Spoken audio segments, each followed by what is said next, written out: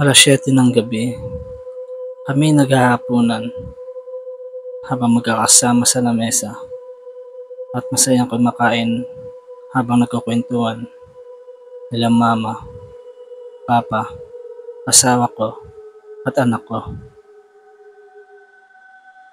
Inaalala namin ang pangyayari nitong mga nakaraang araw nang nag-celebrate kami ng 63rd birthday ni mama.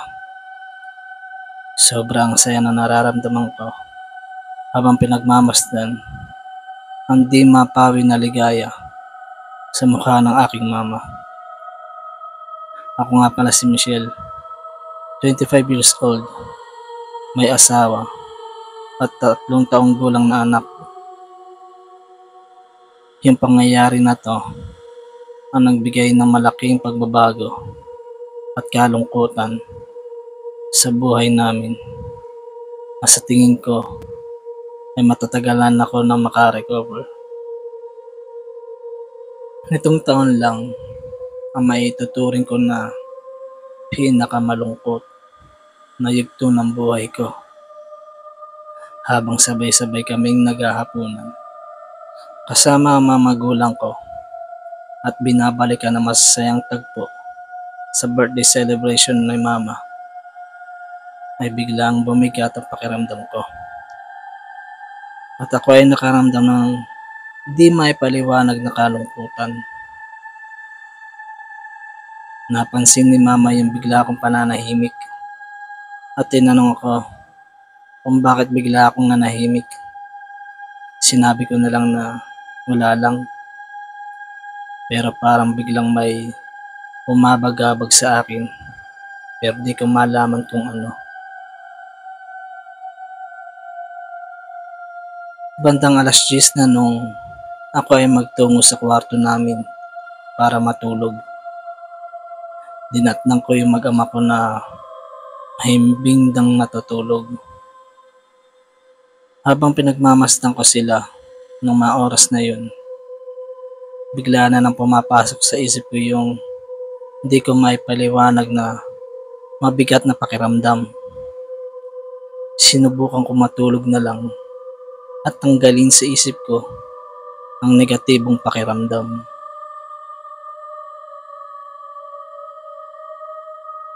Sa pagpikit ko ng mga mata, ilang saglit, ako ay nagising sa pagkakatulog dahil bigla ako nakaramdam ng hirap sa paghinga. At sa pagmulat ko ng aking mga mata, ako ay nasilaw sa sobrang liwanag na natatanaw. Yung parang may napakaliwanag na ilaw na nakatapat sa mga mata mo. Ganun yung nakikita ko nung mga time na yun. Habang nasisilaw ako sa liwanag, ay bigla ako nakaramdam ng sobrang pananakit ng lalamunan. At ako ay napahawak sa bagay na pilit pinapasok sa lalamunan ko. Nakita ko ang napakahabang tubo na unti-unting pumapasok sa bibig ko papunta sa lalamunan. Sobrang sakit. Gusto kong sumigaw pero di ko magawa dahil sa tubo na nakapasak sa bibig ko.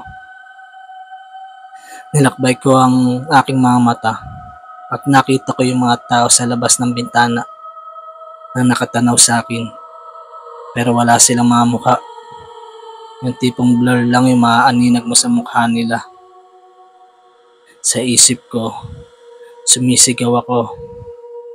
Natigilin na nila yung ginagawa nila dahil sobrang sakit na ng lalamunan ko at nahihirapan na ako sa paghinga.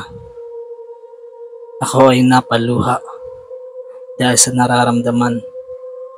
Pumikit ako at nagdasal sa may kapal na sana tulungan niya ako na maialis sa sitwasyon na yun.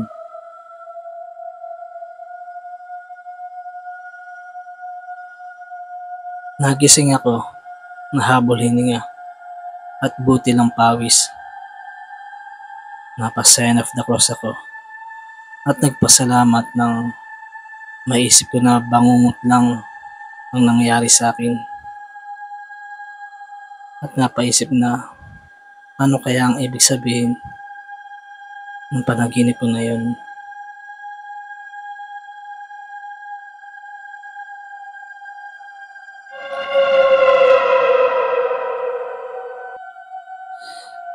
Alas 6 ng umaga nang magising si Manong Jun. Naisip niya na maglakad-lakad at mag-jogging sa lugar nila. Maganda ang sikat ng araw. Sariwa rin ang simoy ng hangin. Magkakalahating oras na rin si Manong Jun sa paglalakad at jogging nang naisipan na niya na umuwi. Habang siya ay naglalakad pa uwi, naisip niya na makabili na muna ng maalmusal sa kalapit bahay nila na mayroong tindahan. Habang papalapit siya sa tindahan, nakita niya na hindi pa ito nagbubukas at mag-aalas 7 na ng umaga na hindi ito pangkaraniwan dahil kadalasan nagbubukas na ito kahit alas 6 pa lang ng umaga. Lumapit siya sa bakuran ng may tindahan at nakita niya si Aling Celia na nakaupo sa terrace nila. Tananong niya to, "Di pa ba kayo magbubukas?" Sa halip na sagutin siya ni Aling Celia, pagtango at ngiti lang ang binalik na sagot nito sa kanya. Napansin niya ang magandang kasuotan nito at naisip na baka may lakad kaya di siguro muna magbubukas ng tindahan. Kaya napagpasyahan niya na yung tindahan na lang sa kanto, doon na lang siya makabili ng maalmusal.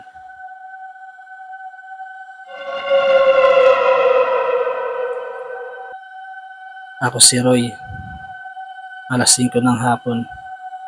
Galit na galit si Mama na pinuntahan ako sa aking kwarto. "Ano ba? Kanina pa kita inuutosan na kunin yung mga upuan. Kila tita mo pero di mo pa rin kinukuha." Galit na sambit ni Mama. Tinanong ko siya, "Saan mo ba gagamitin yung mga upuan?" Pero di siya sumagot. Sa halip, babambuhin ako ng walis na hawak-hawak niya. Kaya wala akong nagawa kundi kunan yung mga monoblock na upuan kila tita. Pagdating ko kila tita, tinanong ako ng tita ko, "May handaan ba sa inyo? Bakit naarkilan ni mama mo sa akin yung mga upuan?" Sinagot ko si tita na hindi ko alam. Kanina pa pinapakuha sa akin yung mga upuan. Tapos kanina pa linis ang bahay. Nagawa pa mag-agyo.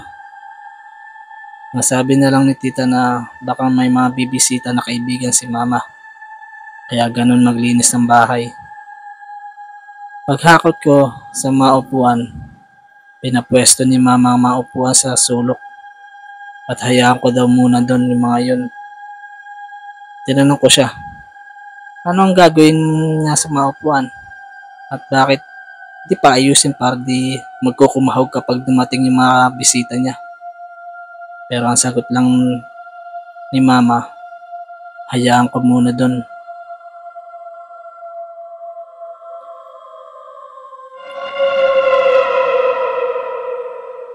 Alas 9 ng gabi, biglang nagkagulo sa bahay. Napabalikwas ako ng pagkakahiga nang marinig ko si Michelle na humihingi ng tulong. Kaya kagad pinuntahan ko. Nakita ko si mama na nakahandusay sa sahig at nanghihina. Tinanong ko si Michelle kung ano ang nangyari. Sinabi niya na nakita niya si mama na nakaupo sa lamesa habang nakapangulong baba at bigla na lang itong bumagsak. Dali-dali ko tinawag yung iba kong kapatid na kapitbahay lang din namin. Binuhat ng diko ko si mama para ipasok sa sasakyan at maisugod sa ospital. Kagad siya pinasok sa ICU at nilagyan ng incubator.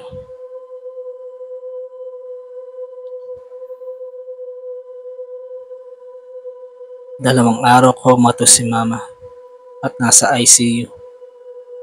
Sabi ng mga doktor ay bumababa ang kanyang BP at nagkaroon ng komplikasyon ang opera niya dahil ilang buwan lang ay naoperahan siya sa kanyang tiyan. Sinabihan kami ng mga doktor na di nawala yung cancer niya at malala na ang kanyang kalagayan. Mahihirapan lang siya lalo kung ipagpapatuloy namin ang pamamalagi sa ospital. At pinayuhan kami na iuwi na lang si mama para kahit papano makasama pa namin. At nung araw na yun, napagpasyahan namin na iuwi na si mama sa bahay. At nang nakakauwi na siya, ay doon na siya dinatnan ng kanyang kamatayan. Habang nasa burol ay napagkwentuhan namin yung bangungot ni Michelle na may nagpapasok ng tubo sa bibig niya ilang araw bago isugod sa ospital si mama. Yung nakita ni Mang Jun si mama na nakaupo sa teres ng bahay kahit nung mga oras na yun ay nasa ospital na siya. At yung pagpilit ni mama sa akin na kunin yung mga upuan kila tita at paglilinis siya ng buong kabahayan ay paghahanda na pala para sa kanyang burol. Naisip ko na mga premonition na pala yun at nakakalungkot na sa huli mo na maiisip na binibigyan ka na pala ng pangitain ng tadhana pero di kagad natin mapapansin hanggang sa mangyari na ang mga bagay na ayaw natin mangyari.